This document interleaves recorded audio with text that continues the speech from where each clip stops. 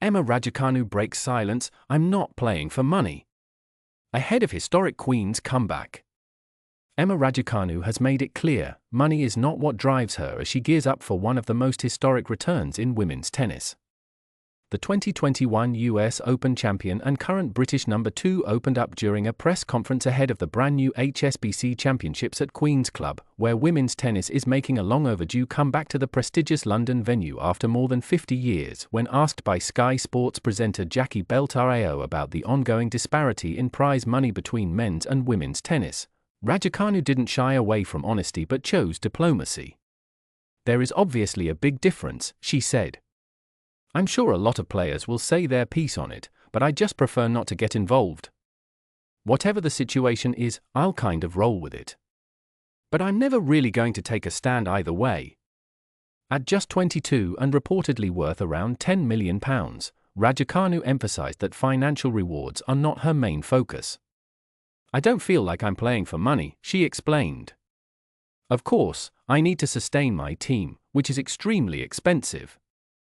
And with my kind of profile, coaches and team members see that. It's a very expensive sport, but it's not my main motivator." The WTA 500 event at Queen's Club is a landmark moment for women's tennis. It marks the return of tour-level women's competition to the venue for the first time since 1973, when Olga Morozova was crowned champion. This year's lineup is packed with talent, including 2025 Australian Open winner Madison Keys, Wimbledon champions Barbora Krejcikova and Elena Rybakina, British number 1 Katie Boulter, and Raducanu herself. Raducanu also admitted that her expectations for the tournament are pretty low as she manages an ongoing back issue. "I played points for the first time today," she said. "I've had maybe 2 or 3 days on grass, so it's not been much. But I just have to take it as it goes." The Lawn Tennis Association, LTA, is using this moment to push for greater visibility and equity in women's tennis. After moving the women's event to Eastbourne in 1974 due to space constraints at Queen's, the LTA has now committed to full prize money parity at Queen's and Eastbourne by 2029.